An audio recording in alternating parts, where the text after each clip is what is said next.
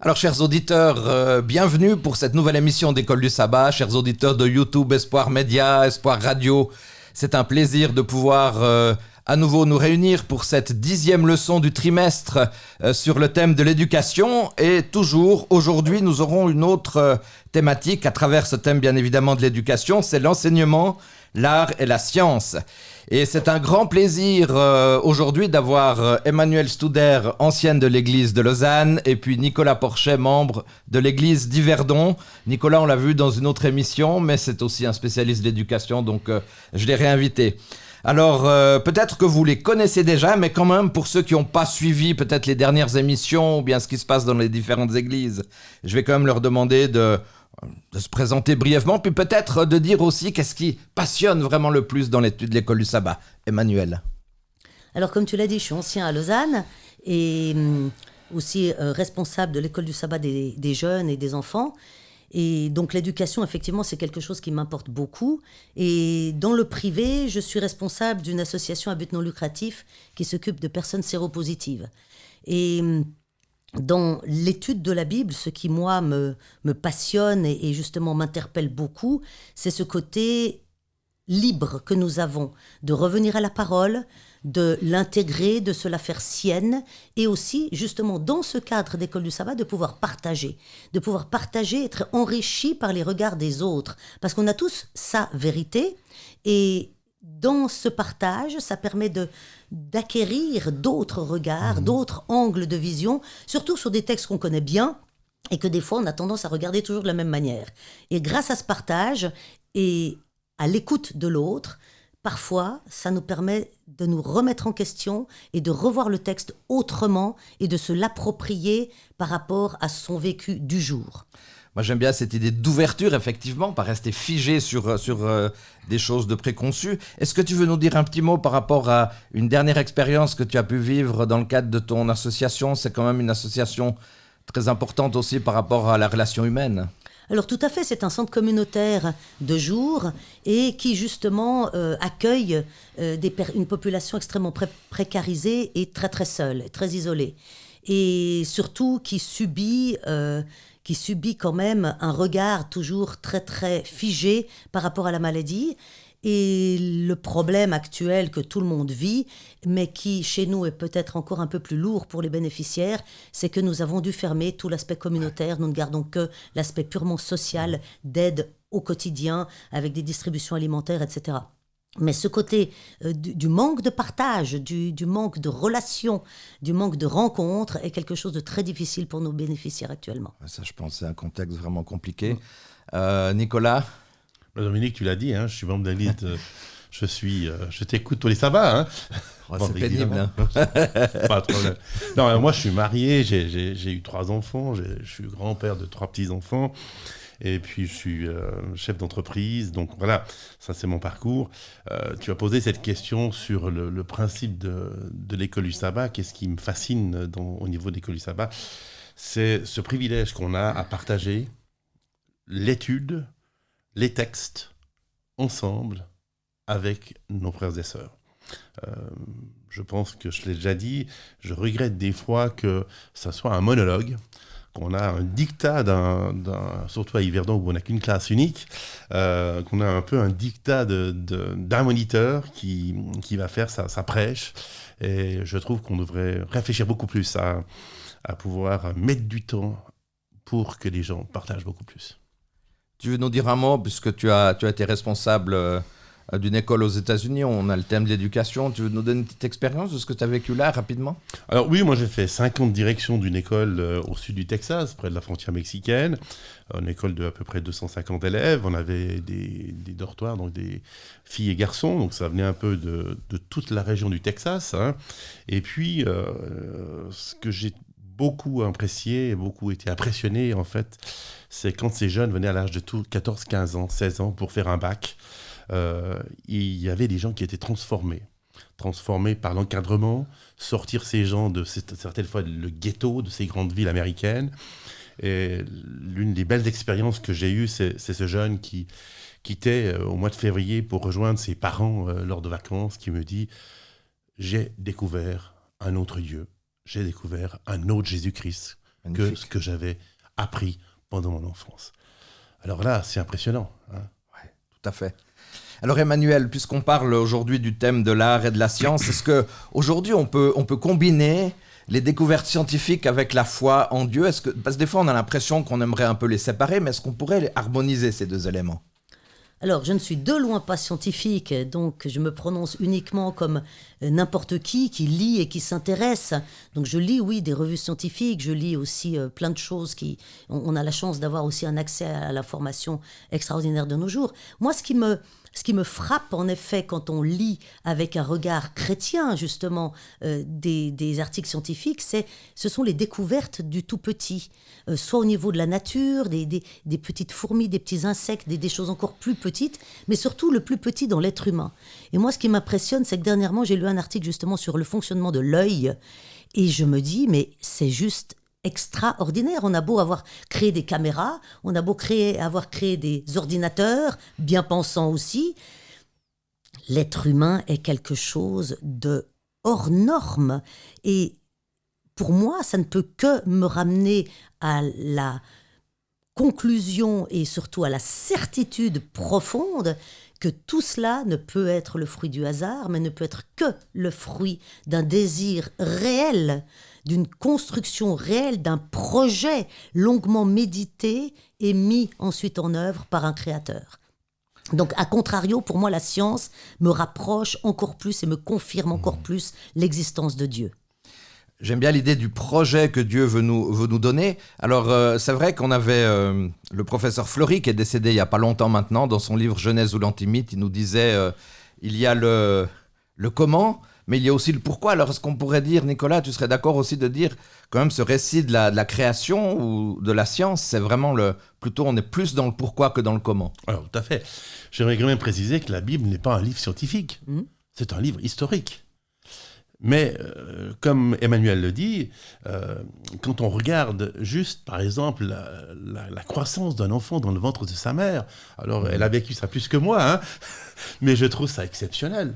Quand on met l'oreille, pour le mari, l'époux, l'oreille contre le ventre de sa femme et qu'on sent les palpitations, les coups de pied du ventre, c'est extraordinaire. Mais il y a tellement d'éléments dans la nature. Je veux dire, j'étais au sommet de la Dôle il y a 5 jours, et il y avait la mer de brouillard, et on était en face du Mont Blanc et des Alpes. C'est juste extraordinaire. Et je disais à mon collaborateur, je dis, regarde la beauté de la création de Dieu. Ça nous inspire. Et ça nous met à discuter sur la beauté du paysage. Pourtant, il y a 7000 ans de péché. Ça devrait être de plus en plus moche, mais à nos yeux, c'est toujours aussi beau. Nicolas, qui es-tu pour Dieu? Je suis son fils. Son fils, voilà. D'accord. Son enfant. Son enfant. Là, tu reprends tout ce qui est dans l'évangile de Jean. Toi, Emmanuel, qui es-tu pour Dieu? Moi, je suis son désir de vis-à-vis. Dieu créa l'homme, mâle et femelle, à son image, et il avait ce désir de nous avoir comme vis-à-vis. Pour moi, d'avoir cette conscience-là, c'est un cadeau extraordinaire. Donc oui, je suis aussi sa fille, bien sûr, mais c'est ce désir de vis-à-vis. Dieu m'a désiré en face de lui. Waouh! Quel cadeau! Je veux dire, pour moi, c'est moi qui suis tout petit, l'infiniment petit face à l'infiniment grand et justement infini tout court. Moi, ce petit microbe dans l'univers, Dieu m'a voulu en face de lui. Mais quel cadeau! Et dans la parole, il est dit que lorsqu'il reviendra, on le verra tel qu'il est. Et c'est vrai que ça, c'est quand même quelque chose d'exceptionnel. Mais encore un supplément, c'est lui qui est à l'initiative. Oui, bien sûr. C'est lui qui nous crée. Oui. C'est ça. À son image. Alors, qu'est-ce que ça veut dire? On pourra en discuter longtemps. Oui, bien sûr. Et Jésus est le co-créateur, ça c'est aussi fabuleux, parce qu'on se voit que... Alors, Voltaire disait « Je ne peux pas penser une horloge sans horloger ». Einstein s'interrogeait « Il doit y avoir un Dieu pour créer le début de l'univers ». Bon, après, je suis peut-être pas complètement d'accord avec la suite de la phrase, mais il dit ensuite « Avait-il le choix ?» Mais effectivement, il y a cette réalité. J'aimerais vous donner quelques pensées contemporaines de personnes. On leur a posé la question aussi, qui es-tu pour Dieu? Alors voilà quelques idées. Alors une personne disait, Bertha, 68 ans, une personne qui le cherche sans avoir trouvé de réponse. Une autre son bien-aimé, une autre une surprise, une autre une création désobéissante qui a du mal à faire sa volonté. Et puis voilà, il y aura encore d'autres idées, mais je vais m'arrêter là. Un enfant bien aimé, vous l'avez dit les deux, hein, c'est intéressant. Un enfant bien aimé qu'il guide et protège toujours avec tendresse. Voilà quelques idées intéressantes. Alors, Emmanuel, qu'est-ce que peut-être la définition de la beauté au niveau spirituel? La vraie beauté, l'émerveillement, on pourrait dire, pour aller un peu plus loin au niveau spirituel. Alors Olivier parlait de la vue des montagnes et pardon Nicolas, de ce que l'on peut voir dans la nature. Et pour moi, l'automne est déjà une partie de réponse à cette question. C'est que l'automne est un cycle avec des couleurs juste extraordinaires. Et pour moi, l'appréhension de la parole, c'est ça. C'est que dans notre vie, on a des fois des feuilles mortes, on a des fois des branches toutes sèches. Et puis, régulièrement, on a des feuilles vertes qui reviennent et des petites fleurs. Et puis, c'est un peu un cycle. Mais ce cycle, ce qu'il y a de merveilleux, c'est qu'il est toujours très coloré et qu'il est toujours à donner du fruit, quoi qu'il en soit. Et quelles que soient les périodes de notre existence, quelles que soient les difficultés, les éloignements que l'on peut avoir vis-à-vis de notre Créateur, il y a toujours ce retour au tronc, qui est donc notre appui, notre ancrage, qui nous permet justement de porter des fruits et d'être l'enfant qu'il désire que nous soyons. Donc dans ce que tu disais, on pourrait dire dans chaque saison, il y a de la beauté. Tout à fait. Nicolas, j'aimerais te poser la question, est-ce que il y a une différence entre la beauté et l'émerveillement pour un chrétien puis pour un non-chrétien? Question difficile. Non, difficile, parce que je suis pas dans les baskets du non-chrétien. Ouais. Mais je pense que la beauté, c'est admirer quelque chose qui nous remet en question. Qui nous laisse un peu sans voix. Puis on se dit, waouh, comment ça s'est fait? Et puis qui nous met à nous poser des questions sur nos origines. Le pourquoi. Le comment. Ce Dieu créateur, pourquoi est-ce qu'il n'a pas tout détruit après le premier péché? Son amour éternel pour créer un plan de sauvetage. C'est quand même assez phénoménal. Beaucoup d'interrogations, Ouais, beaucoup d'interrogations. Moi, je trouve aussi, si tu permets encore une intervention, c'est que ça nous replace dans notre réel rôle, c'est-à-dire un rôle de totale dépendance. On l'a bien vu en Éden, quel que soit le regard qu'on a sur ce texte, vrai ou légende, c'est égal, mais tout texte est là pour avoir ce qu'on appelle la morale de l'histoire. En Éden, à un moment donné, lorsque l'on veut être autonome, alors qu'on a été créé pour être dépendant, mais dépendant, on s'entend, dans une dépendance d'amour et de liberté, on se rend compte que oui, on peut prendre cette liberté comme nous, on l'entend, être humain, c'est-à-dire je ne dois rien à personne, et je me prends un peu, vous serez comme des dieux, donc dès le moment où je me prends pour ce que je ne suis pas, on voit le résultat. Et cette nature qui nous dépasse, qui nous impressionne, qui est un cycle, qui est indépendant de notre volonté et même de notre destruction, parce que ce cycle continue, malgré le fait qu'on tue cette planète, eh bien ça nous replace dans ce côté de dépendance, d'amour, de relation avec ce Dieu qui ne veut que notre bien. Merci beaucoup. Tu as effleuré la question, c'était pas prévu, mais je vais la poser.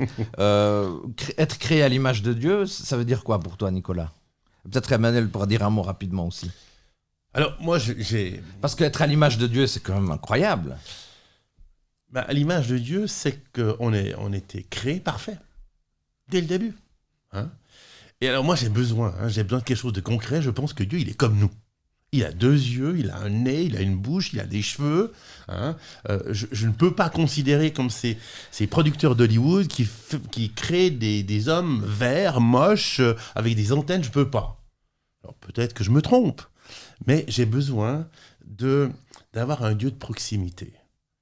Voilà ce que je conçois d'être créé à l'image de Dieu. Ce Dieu de proximité qui me ressemble, qui ressent, alors peut-être à travers le Christ, mais qui ressent et qui a ressenti les mêmes souffrances que moi, les mêmes difficultés envers les péchés, envers les tentations et autres. Et pour toi, Emmanuel, être créé à l'image de Dieu, il y a un sens particulier? Oh bah ça me fait plaisir d'entendre Nicolas parce que des fois j'ai l'impression d'être un peu justement une martienne dans mes façons d'expliquer les choses. Alors sans faire Dieu à mon image, je pense que je suis réellement à l'image de Dieu parce que si vous prenez Ézéchiel chapitre 1, chapitre 10, vous prenez Daniel 7, vous prenez Apocalypse chapitre 3, bref, tous ceux qui ont vu le trône de Dieu disent la même chose. Il y avait comme un homme, avec une tête, un buste, des bras, des jambes, depuis la taille ceci, depuis la taille cela. Bref, après, cet être est archi lumineux, cet être est parfait. Voilà, c'est Dieu. Donc automatiquement, je ne suis plus comme lui.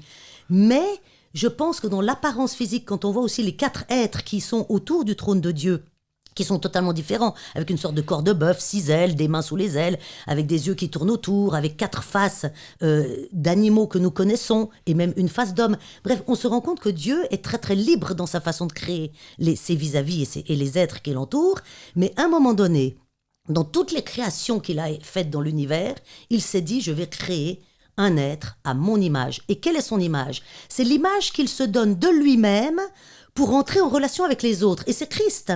Donc, puisqu'on ne peut pas voir vraiment Dieu, Dieu, pour entrer en relation avec ses créatures célestes et terrestres, s'est créé une sorte de personnage et il a créé l'être humain en fonction de cette image qu'il donne de lui-même. Et je trouve ça que c'est un cadeau merveilleux, parce que même si depuis le péché nous a vachement rendu moches, on n'en demeure pas moins, physiquement quand même, comme les visions que les prophètes ont eues du trône de Dieu. Merci beaucoup pour ces interventions très pertinentes. J'aimerais, chers auditeurs, avec mes 2 invités, pouvoir partager ce texte de Romains 1, versets 18 à 21. Romains chapitre 1, versets 18 à 21. Du haut du ciel, Dieu manifeste sa colère contre les hommes qui ne l'honorent pas et ne respectent pas sa volonté. Ils étouffent ainsi malhonnêtement la vérité. En effet, ce qu'on peut connaître de Dieu est clair pour eux. Dieu lui-même le leur ayant fait connaître, car depuis la création du monde, les perfections invisibles de Dieu, sa puissance éternelle, sa divinité, se voient dans ses œuvres quand on y réfléchit. Ils n'ont donc aucune excuse, car alors qu'ils connaissent Dieu, ils ont refusé de lui rendre honneur que l'on doit à Dieu et de lui exprimer leur reconnaissance. Ils se sont égarés dans des raisonnements absurdes et leur pensée dépourvue d'intelligence s'est trouvée obscurcie. Alors un texte intéressant, bien sûr, au verset 18, on constate que Dieu est en colère contre les humains qui ne l'honorent pas, ne respectent pas sa volonté, ils étouffent malhonnêtement la vérité. La colère, c'est un thème important de l'épître, avec principalement, il faut le dire, l'indignation du mal. Alors Emmanuel, est-ce que c'est quelquefois aussi salutaire et important d'être en colère de temps en temps, non ? On n'est pas forcément choqué de la colère de Dieu. Ah oui, moi je suis outré de la colère de Dieu. D'accord. Je pense que la colère de Dieu n'existe pas, que c'est une vision de l'esprit. Je pense que la Bible n'a pas été écrite sous dictée, mais sous inspiration, et qu'il faut toujours remettre les contextes en fonction de leur époque. Et que les auteurs ont toujours écrit avec leur propre vocabulaire, leur connaissance, etc., etc. Et c'est pour ça qu'on attribue, malheureusement, on a trop fait Dieu à notre image, alors que c'est le contraire que le texte dit, et que nous attribuons à Dieu des caractéristiques qui nous sont vraiment propres depuis le péché. Et moi, je n'arrive pas à concevoir un Dieu d'amour qui soit en colère. Alors on dira, oui, mais nous, parents, mais moi, je ne suis pas parfaite. C'est pas parce que je suis un parent aimant que, quand je me mets en colère, parce que je suis un parent aimant, ça justifie ma colère. Donc pour moi, la colère de Dieu, c'est autre chose. C'est que l'être humain ne sait pas comment exprimer cette chose-là. Et je prendrai l'exemple du soleil. Si je me prends pour un Dieu, je me prends pour le soleil, et qu'à un moment donné, je me rapproche trop du soleil, parce que comme je me prends pour le soleil, il n'y a pas de raison que je me mette à sa hauteur et à son égalité, à un moment donné, je me brûle les ailes. Par contre, si je me prends pour la Terre, et que je reste dans mon orbite, humblement, eh bien, le soleil m'éclaire et me fait vivre. Donc c'est un petit peu cette différence. C'est que pour moi, la colère de Dieu, c'est que lorsque j'ai décidé de lui tourner le dos et que j'ai décidé de répondre à cette petite voix de la Genèse, vous serez comme des dieux, eh bien, à un moment donné, je me brûle les ailes tout seul. Et c'est ça, pour moi, la colère de Dieu. Et que c'est dur à exprimer pour des êtres humains certaines choses. Mais personnellement, je refuse un Dieu en colère. Parce que ça ne rentre pas dans ma définition que Dieu est amour. Donc t'es pas pour une saine colère et de se dire dans le fond, Dieu il a le droit de temps en temps aussi de... Alors la colère, piquer c'est une pas colère. bien. Alors du coup, on dit une sainte colère parce que c'est pas bien. Alors du coup, on la rend sainte. Je trouve ça absurde. D'accord, très bien. Nicolas, t'as la même idée? Un petit peu. Hein. Moi, je me pose la question si cette pseudo-colère que l'apôtre Paul exprime dans l'épître aux Romains, c'est un peu via le jugement. Alors, je ne sais pas comment définir ça, mais on sait qu'on aura un jugement et qu'un jour, on devra rendre des comptes. Et c'est un petit peu cette question-là, parce que je crois que c'est vrai que la colère est négative pour l'être humain. Si on prenait notre pression alors qu'on s'énerve, on verrait la pression monter à 180 ou les pulsations cardiaques. Alors que je ne vois pas un Dieu qui est... Il est en colère contre le péché, oui, mais pas contre l'homme. Et je crois que c'est ça qui est important. Il est irrité peut-être, ou je ne sais pas comment dire cela, mais il lutte contre le péché. Et quand l'homme retombe dans le péché alors qu'il essaie de nous guider, là, on a un problème. Et on voit ça avec le peuple d'Israël déjà. Mhm. Emmanuel, on peut dire que Dieu déteste le péché, mais qu'il aimera toujours l'individu, l'être humain, comme tu le disais tout à l'heure. Bien évidemment. Il y a une différence. Bien évidemment, il y a une énorme différence entre le fait de pécher et le fait d'être pécheur, puisque justement, il est venu sur terre, il s'est fait infiniment petit et limité pour tendre la main à ce pécheur. Et on sait qu'il va détruire le péché, et non pas le pécheur, justement. J'aimerais juste apporter un petit bémol à ce que tu viens de dire, c'est qu'il n'y a pas de jugement pour ceux qui sont en Jésus-Christ. Donc, pour moi, il n'y a pas de jugement. Et là encore, comme avec la colère, on utilise des terminologies humaines qui nous permettent de comprendre un tout petit peu cet incompréhensible de Dieu en parlant de jugement. Mais il n'y a pas de jugement. Les dés sont déjà tirés une fois que je meurs. Parce que, est-ce que j'ai pris position pour Dieu et je me suis débattue toute ma vie à vouloir lui donner la main malgré mon péché? Paul le disait bien, je ne fais pas le bien que j'aimerais, je fais le mal que j'aimerais pas, etc. On est tous dans la même position, mais il a tenté de courir la bonne course et de combattre le bon combat. Et si on a cette même attitude, on est déjà jugé. Donc en fait, il n'y a pas de jugement. D'ailleurs, quand on voit Matthieu 24 ou d'autres, où on met d'un côté à droite les uns, d'un côté à l'autre, il n'y a pas de jugement. Et pourtant, ils sont déjà triés. S'il y a un jugement, on commence à parlementer, à vérifier, oui, mais est-ce que ta faute, elle était grave, pas grave, moyen, enfin... Non, pour moi, il n'y a pas de jugement. On utilise ce vocabulaire, de nouveau, parce que nous, les humains, on est handicapés pour parler de l'amour de Dieu extraordinaire. Mais si on est en Jésus-Christ, nous ne sommes pas jugés. Donc ce qu'on appelle le jugement n'a rien à voir avec notre façon humaine de juger, et que les dés sont déjà pipés. Je me suis auto-jugé dans les choix que j'ai faits. Donc, si je comprends bien, tu as quand même l'idée du jugement, mais c'est pas le jugement de Dieu vis-à-vis de nous, mais c'est nous-mêmes. C'est mon choix. Comme quand on dit Dieu a endurci le cœur de Pharaon, mais en fait, c'est... Nicolas, c'est moi-même qui me suis endurci. Mais dans le texte ici que tu as lu, Dominique, c'est exactement ça. Ce sont des gens qui se sont endurcis eux-mêmes. Le texte biblique le dit, qui ont enfermé la vérité. Ça veut dire quoi? On cache la vérité. On la transforme. Et c'est là où, c'est juste que je suis d'accord avec toi, mais c'est là où, si on sort de cette relation avec Dieu, alors là, on sera jugé. Tout à fait. Ouais. Mais j'ai besoin de ton retour, Emmanuel, puisque tout à l'heure, tu donnais une explication intéressante de dire, dans le fond, c'est pas la colère de Dieu, mais c'est mon ressenti à moi qui fait qu'il y a moi-même peut-être cette propre colère. Dans Romains 1, verset 24, il est dit « C'est pourquoi Dieu les a abandonnés aux passions de leur cœur, qui les portent à des pratiques dégradantes de sorte qu'ils ont avili leur propre corps. » Je me dis, c'est un texte quand même compliqué, ça. Non, c'est un Dieu texte nous abandonne pas, j'espère quand même. Non, c'est un texte qui est tourné à l'envers. C'est-à-dire qu'en fonction de l'époque dans laquelle Paul vit, où tout, dans son univers social à son époque, c'est-à-dire dans le 1er siècle après Jésus-Christ, toute la population et la civilisation est tournée totalement vis-à-vis des dieux. Ça fait que depuis très peu de temps que l'être humain a rejeté Dieu aux oubliettes et est devenu une société dite laïque. Mais pendant des millénaires, les sociétés humaines ont toujours été tournées vers les dieux. Alors, c'était pluriel, on est d'accord. Mais Paul reste quand même dans cette idée, et chacun vit avec son temps, c'est normal, et comme toute la société est tournée uniquement en fonction des actes des dieux, on attribue tout à Dieu. Aujourd'hui qu'on est laïque et qu'on est avec 2000 ans de recul par rapport à la première venue du Christ, il faut écrire le texte, enfin, je ne veux pas retraduire, je ne me permettrai pas, mais on pourrait le lire un peu plus 2020. C'est pourquoi l'être humain qui est dans l'impureté, avec selon ses convoitises et selon les voies de son cœur, se déshonore lui-même et déshonore son propre corps, etc., etc. Pourquoi toujours tout coller à Dieu, hein? Donc c'est pourquoi Dieu les a livrés à l'impudicité. Non, si Dieu est amour, il ne peut pas me livrer au mal. C'est moi qui me livre toute seule en coupant les ponts avec Dieu. Il ne faut pas oublier non plus que les auteurs bibliques ont écrit en fonction de leur culture. Et pour nous, aujourd'hui, en 2020, c'est un peu compliqué parce que Dieu a été totalement extrait de notre civilisation et de nos sociétés et de notre pensée. Alors qu'à l'époque, tout tournait autour des divinités. Donc tout est attribué. Ça. Tu l'as dit toi-même, Dieu a endurci le cœur de Pharaon. Tout le monde sait que c'est pas vrai. Oui, tout à fait. Et puis, oui, Nicolas, mais pourtant, hein, dans cette épidémie du Covid-19, beaucoup de gens nous disent, s'il y avait un Dieu, on n'aurait pas cette épidémie.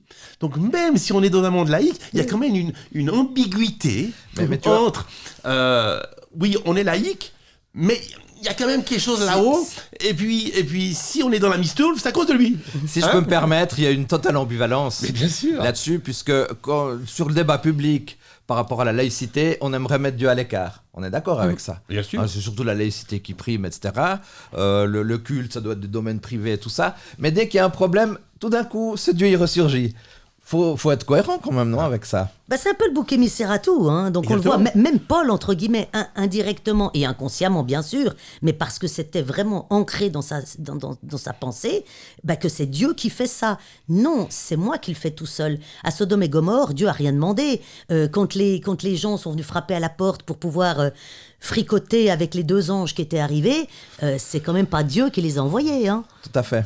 Alors, au verset 23, justement, on a évoqué tout à l'heure cette idée qu'effectivement, c'est un texte qui était écrit aussi pour les personnes qui l'entendaient sur le moment.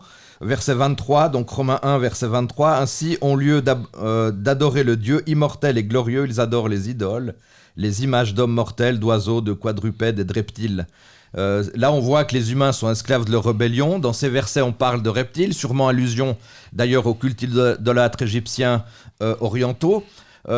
Rapidement, est-ce qu'aujourd'hui, on peut dire qu'il y a des idoles modernes ? Alors, je pense qu'il y a des idoles modernes, mais c'est pas évident de croire en Dieu. On l'a jamais vu. On est plutôt dans un monde de concret. On touche cette table, on touche ce micro, on te touche. Je veux dire, c'est quand même difficile de dire il y a un Dieu en haut, on l'a jamais vu. En plus, c'est assez exceptionnel. Il a pas de commencement. Il n'a pas de fin, il est omniprésent, il est partout en même temps. Je veux dire, c'est pas évident. Et je peux comprendre pourquoi, certaines fois, on doit se rattacher, certaines personnes ont besoin de se rattacher à quelque chose de concret. Bon, ça, on l'a vu avec le veau d'or, mais... Et bien sûr. Un commentaire là-dessus, Emmanuel, c'est pas évident d'avoir ce Dieu où on ne peut pas toucher quelque chose de concret, un objet. Alors, il est vrai qu'on est dans une société toujours plus matérialiste à tous les niveaux, qui nous donne d'autres dieux, comme par exemple les groupes de K-pop, comme certaines chanteuses américaines qui ont des fans, mais qui les déifient. C'est assez impressionnant de voir des mouvements de masse comme ça, qui peuvent déifier des chanteurs, des acteurs et des personnalités, parce que justement, ils ont besoin de quelque chose auquel se raccrocher. Toutes les publicités qu'on a sont totalement matérialistes et dans le tout de suite. Or, Dieu est dans la relation.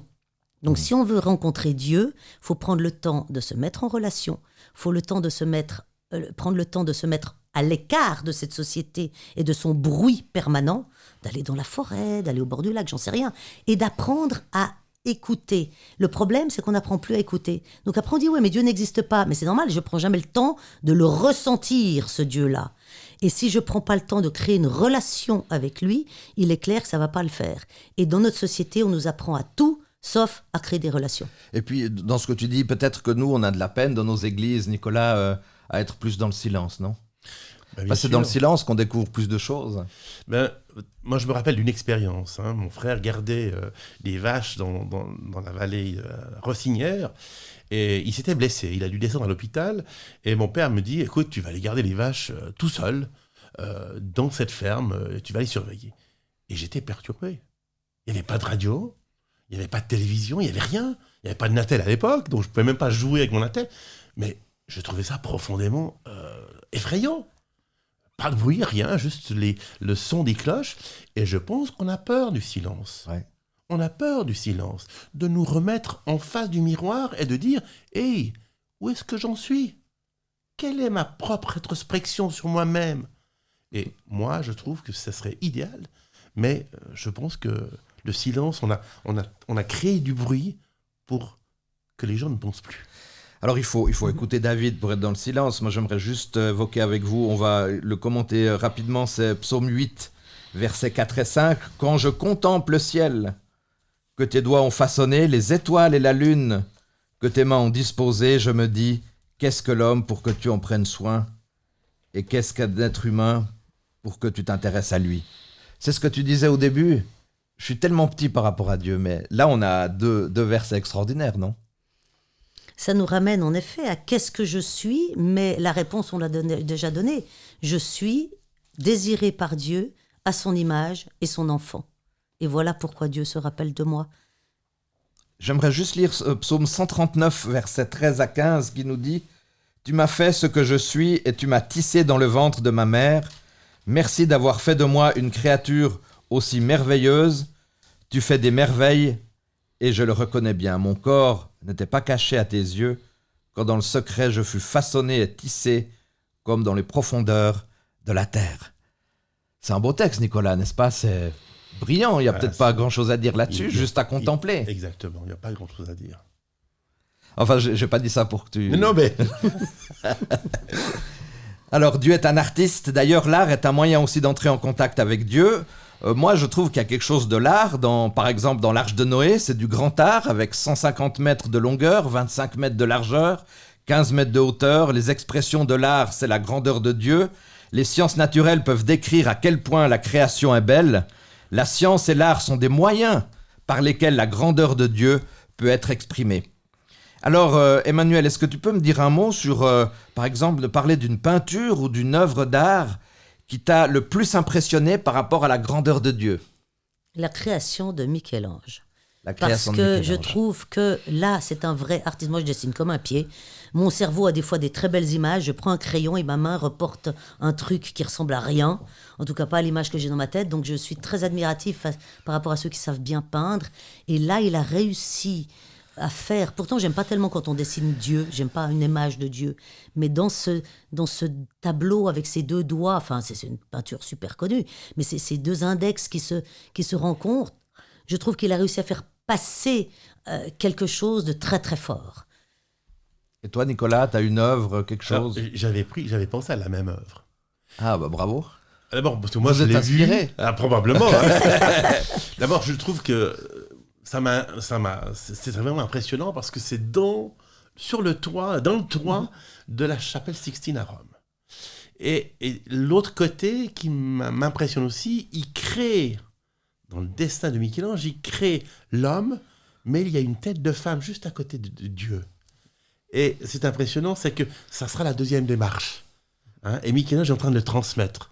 Le souffle de Dieu transmis à Adam par son index, mais la femme, elle n'est pas bien loin. Et on va la créer. J'ai trouvé ça merveilleux. Et plus, il y a encore les anges à côté. C'est exceptionnel. Moi, ce que j'entends de ce que vous m'avez dit, je trouve très intéressant, c'est qu'avoir une autre image de Dieu, une autre conception de ce Dieu, qui est un Dieu d'ouverture, de liberté, un Dieu qui nous pousse aussi à peut-être des fois être dans l'émerveillement, dans le silence, et pas tout le temps dans les grands discours et les grands dialogues. Et c'est vrai que là, on a ce Dieu d'amour. Emmanuel, comment est-ce qu'on pourrait montrer aux personnes qui nous entourent, comment est-ce qu'on peut, sans mots, puisque là, en vous entendant, j'aime bien parler d'émerveillement, de silence, de contemplation, comment est-ce qu'on pourrait, sans mots, montrer aux autres qui est Dieu? dans ce que l'on est. Si on est rempli de l'amour de Dieu, je pense qu'automatiquement ça transpire. Et quand on parle des fruits, qu'un bon arbre ne porte pas de mauvais fruits, etc., et qu'il y a des fruits, pour moi c'est ça, ces fruits. C'est qu'on n'a pas forcément besoin de parler, il suffit d'être qui on est, et qu'on transpire automatiquement auprès des gens que nous fréquentons quelque chose. Merci beaucoup. Est-ce que c'est ça, quand Jésus dit, il parle avec autorité, est-ce que c'est ça, cette réalité de la cohérence par rapport à ce qu'Emmanuel nous dit Alors oui, moi j'avais une autre vision aussi. Je me dis que cette création, elle ne peut pas être... tu parlais, Emmanuel, des cycles des saisons. Mais attends, c'est juste exceptionnel. Les feuilles meurent pour renaître plus tard. Et la beauté du verre, quand il sort... juste la feuille qui se déplie. Qui se déplie, c'est juste extraordinaire. Ouais. Et moi, je crois que dans la nature, on peut susciter de l'intérêt à Dieu. Alors bien sûr, il ne faut pas adorer la nature, mais susciter de l'intérêt en disant, attends, si ça se passe comme ça, regardez juste les étoiles, le fonctionnement des étoiles, la Terre qui tourne sur elle-même depuis des années. Ensuite, vous avez la Lune qui tourne autour de la Terre. C'est juste exceptionnel. Et il n'y a pas de dérèglement. Il n'y a pas tout d'un coup le Soleil qui se rapproche ou qui... Non, il y a toute une symétrie. Et c'est tellement complexe que même les scientifiques disent on en apprend tous les jours. Alors Emmanuel, il faut avoir beaucoup de foi pour être athée ? Oui, je suis con. Alors moi, quand j'ai des discussions avec les athées, en général, elles se concluent assez vite parce que je leur dis, écoutez, on va arrêter de parler tout de suite, nous avons la même foi. Puis ils me disent, non, justement, on n'a pas du tout la même foi, moi, j'ai pas la foi. Je dis, si, c'est que vous avez la foi en quelque chose que vous ne pouvez pas me prouver. Moi, je peux pas vous prouver l'existence de Dieu. Je peux me la prouver à moi-même dans la relation que j'ai créée avec lui. Vous pouvez pas me prouver qu'il n'existe pas. Ouais, c'est ça. Donc, on est dans le domaine de la foi. C'est-à-dire croire à ce que je ne peux pas prouver et démontrer. Alors on est obligé malheureusement déjà de terminer. J'ai l'impression qu'on vient de commencer tellement ces discussions étaient passionnantes. Je finirai juste par une chose. Il y avait à l'EPFL un professeur, le professeur Racine, prix Nobel de géologie. Et à la fin d'un cycle, un des jeunes lui a dit « Vous êtes fils de pasteur baptiste, est-ce que vous croyez en Dieu ?» Il leur a tout de suite dit « Non, je suis athée. » Mais il a fini par une chose. Il a dit « La science ne peut pas expliquer le souffle de la vie. » Alors je crois qu'il y a un être supérieur, mais je suis réfractaire à ce Dieu qu'on connaît dans la Bible. Même les scientifiques réfléchissent à cela en disant il y a une présence supérieure. Et si je peux me permettre, j'insisterai juste sur un point. On a parlé d'athéisme et tout. Et moi, je pense que des auteurs athées sont pas si athées que ça. Simplement, il y a des auteurs athées qui disaient « Je ne peux pas concevoir ce Dieu que vous êtes en train de me montrer ». Tu parlais tout à l'heure, ce Dieu de la colère, à un moment donné, c'est pénible d'entendre ça. Et je pense que la personne, elle est athée d'un certain Dieu qu'on a présenté, et peut-être qu'on a mal présenté aussi, il faut le dire, dans nos églises. Plutôt un Dieu qui juge alors qu'on a un Dieu d'amour. Alors, terminons avec cette phrase d'Ellen White qui nous dit dans son livre... alors, vous voyez, j'ai dit dans son livre, mais je n'ai même pas pris la référence, désolé. Dieu veut que ses enfants apprécient ses œuvres et prennent plaisir aux beautés simples et discrètes. Il aime ce qui est beau, mais affectionne par-dessus tout la beauté du caractère, et il désire que nous cultivions la pureté et la simplicité, les vertus modestes des fleurs, tout simplement. Alors, c'est vrai que là, on a des réalités par rapport à la nature. Alors, peut-être juste pour conclure, Nicolas et Emmanuel, un mot de ce qui pour vous est très important dans cette leçon, une phrase que vous aimeriez dire. Moi, je dirais que c'est principalement être créé à l'image de Dieu. Créé à l'image de Dieu. Et c'est lui qui intervient, c'est lui qui suscite cette relation avec nous, et non pas le sens inverse. Je ne peux que appuyer et souligner encore le désir de Dieu de nous vouloir comme vis-à-vis. Très bien, le désir de Dieu de nous vouloir comme vis-à-vis. Nous voulons tous les jours faire un pas de plus en direction de notre Dieu, de notre Créateur, puis c'est un Dieu aimant, un Dieu rempli d'amour pour chacune et chacun d'entre nous. Nous sommes ses enfants, nous sommes graciés et pardonnés. Merci infiniment à Emmanuel, merci infiniment à Nicolas pour cette leçon, pour ces interventions que j'ai beaucoup appréciées. Et puis, chers auditeurs, YouTube, Espoir Média, Espoir Radio, on se retrouve la semaine prochaine, déjà pour la leçon numéro 11. l'antipénultième leçon. Je ne sais pas si j'ai bien prononcé, mais voilà, on arrive gentiment à la fin de notre trimestre. Et je vous invite déjà à réfléchir, puisqu'à partir du début du mois de janvier, nous aurons le thème du livre d'Ésaïe. Allez, bye, merci beaucoup d'avoir participé, à bientôt, ciao.